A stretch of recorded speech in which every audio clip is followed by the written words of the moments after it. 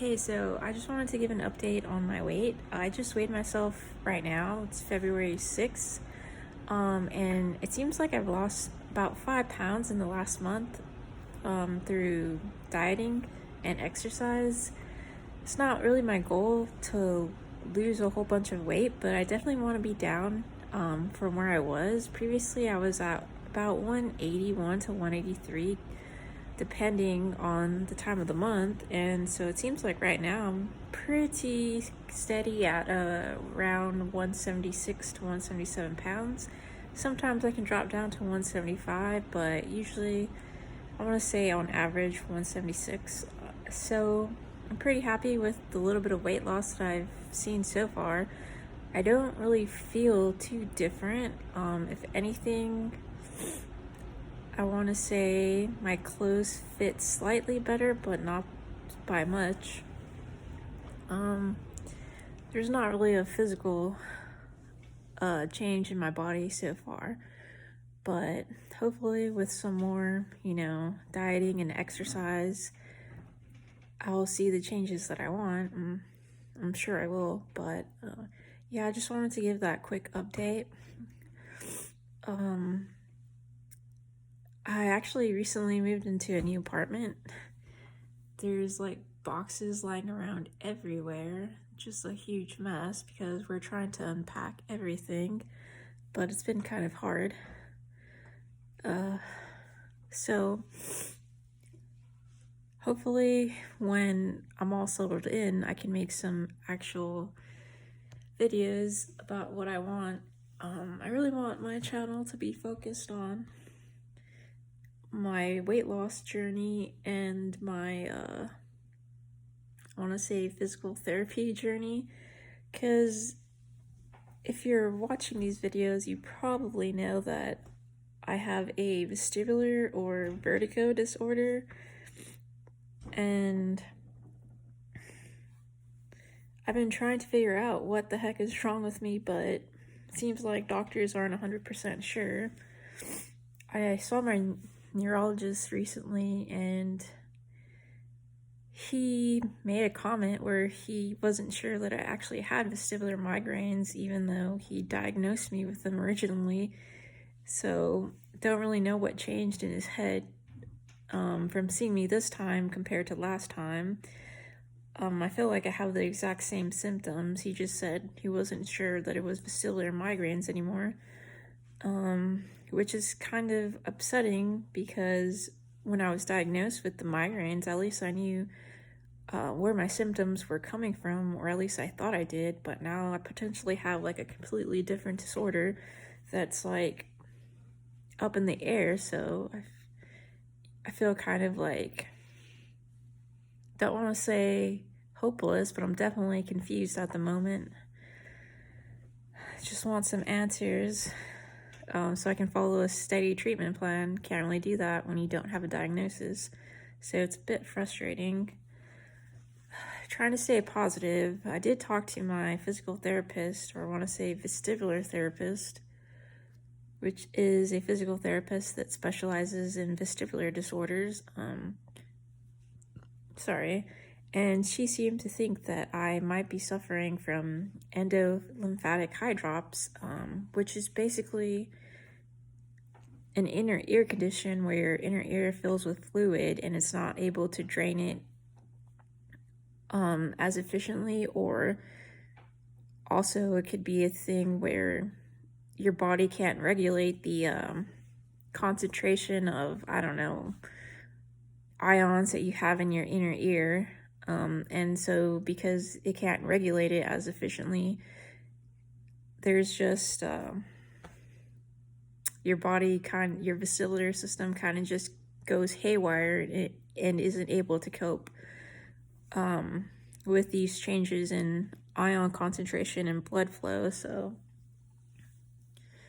I could potentially have that, which there's actually two types of the endolymphatic hydrops. There's Meniere's disease, which is in my opinion, the worst one because you actually experience hearing loss with that. But based on my hearing test that I had a year ago, I have decent hearing. haven't had another one, another hearing test, so don't know if my hearing's changed. It seems like it stayed the same, but who knows? It's hard to tell, especially if it's just like gradual decrease in hearing. You're not going to really see it right away unless you have another test done. So hopefully I can get a test done soon to make sure my hearing's pretty much the same. Otherwise I might have Meniere's disease, but that would be pretty bad because I really don't want to lose my hearing. But then there's that's Meniere's disease is primary endolymphatic eye drops, whereas I might have the secondary if I don't have hearing loss. The secondary form, which is basically Meniere's disease except without hearing loss, and the vertigo is a little different from my understanding. In Meniere's disease, you get more severe attacks that happen less frequently, whereas in the secondary form of the disease, you have very, I don't want to say mild, but you have maybe less severe vertigo attacks, but they're a lot more common and frequent than in Meniere's disease. But I might not even have that for all I know. I could have a different, disorder, but it's all just kind of uncertain right now. And I'm also I'm seeing a neurologist, a vestibular therapist, and a physical therapist that, helps with my neck issues. Because if you ever suffered from a vestibular disorder, I'm sure you know that your neck is pretty much, messed up all the time. I almost always have some form of neck pain, which I never had before, so it's been really agitating. If you're constantly in pain, I get, very cranky and moody just from the neck pain, and then headaches come on top of that, so it's just like, can't catch a break with this thing. Yeah, so my neck pain is mostly like, I want to say in this area at the base of the skull, kind of behind the ear too. That's more like the nerve pain that I have. But I also experience muscle tightness all along the sides of my neck.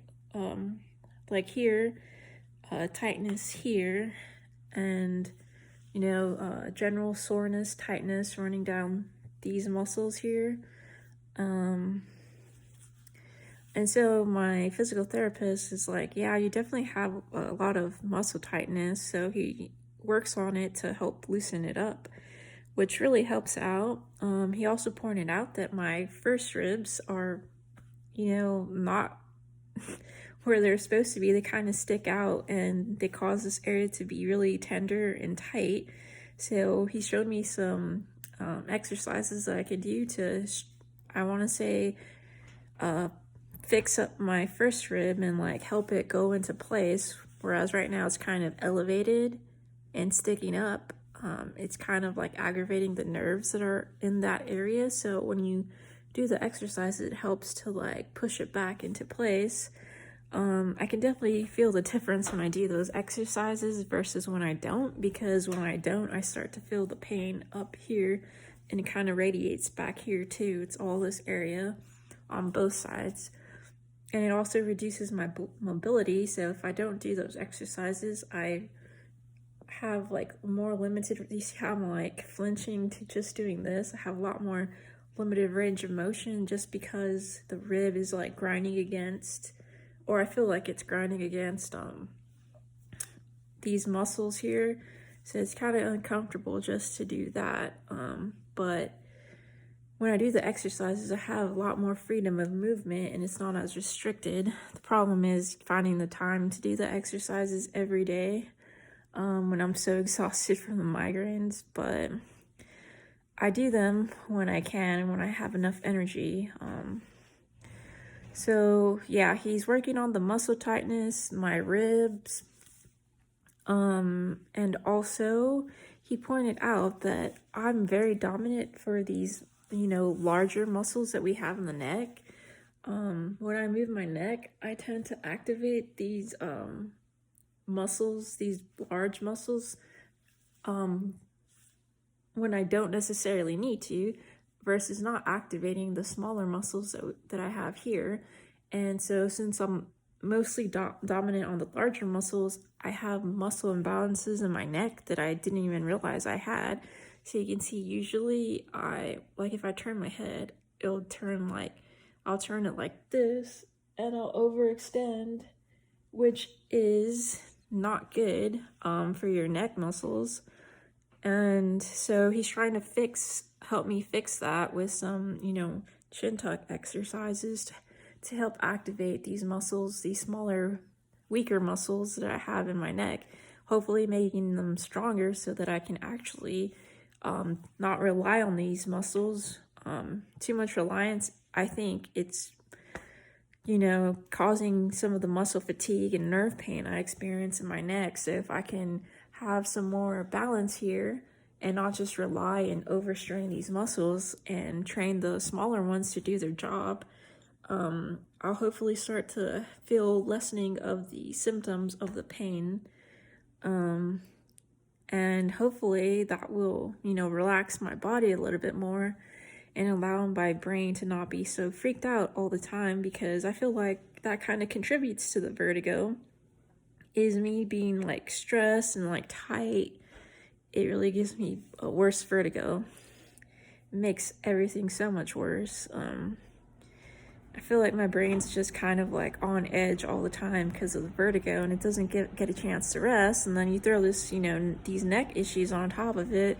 It's just like nonstop sensory input my brain is experiencing, and that just leads to brain fog, fatigue, moodiness. It's like a never-ending circle. So hopefully with vestibular therapy and just regular physical therapy for my neck, I start to feel a little bit better.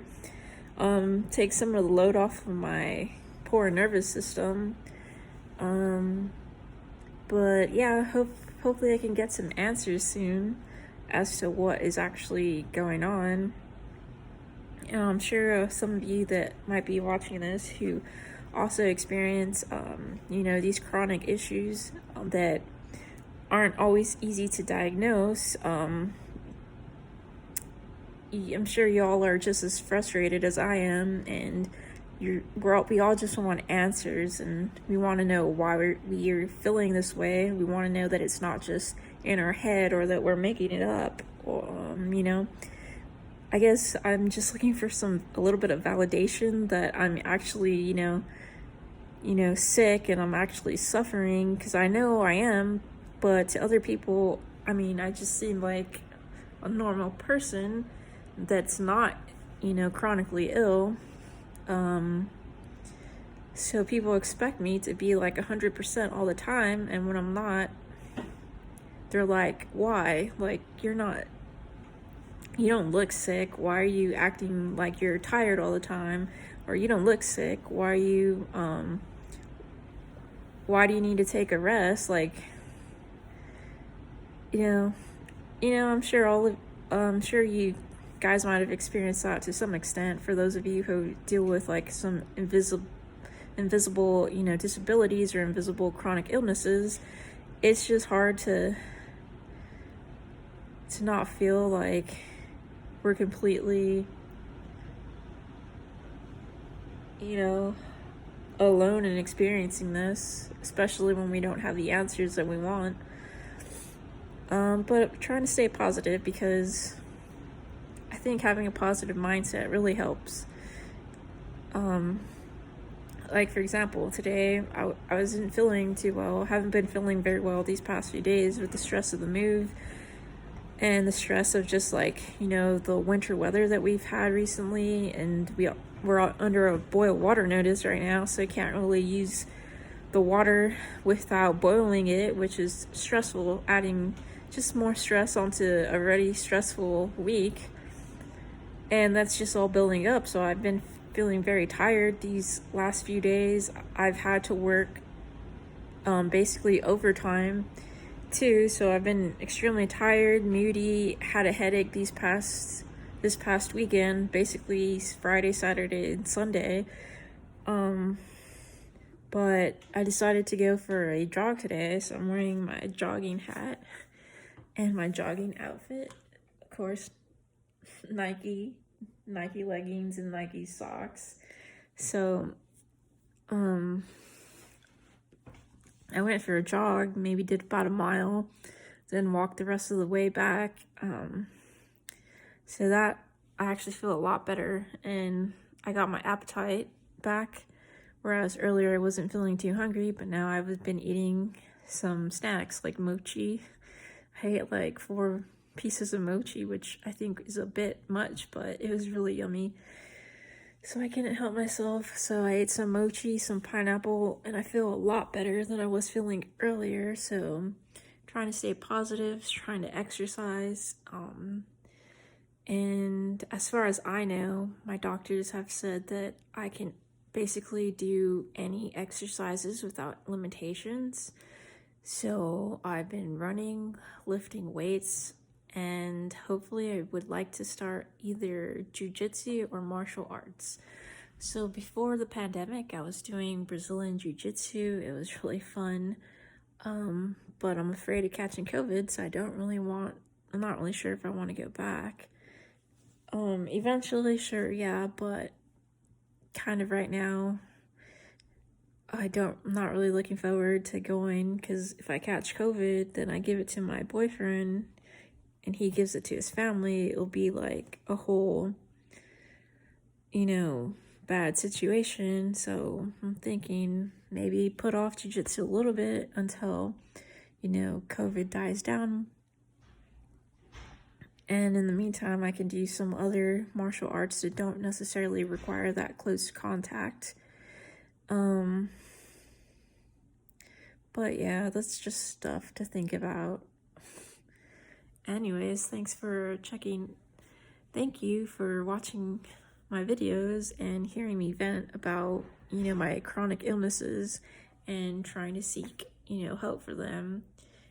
Even though everything's kind of up in the air, I'm trying to stay positive. I'll keep you all updated about what's going on with regards to, my vestibular disorder and my weight loss journey and anything else that I can think of that you guys might be interested in. So again, thanks for watching this, and I'll see you next time.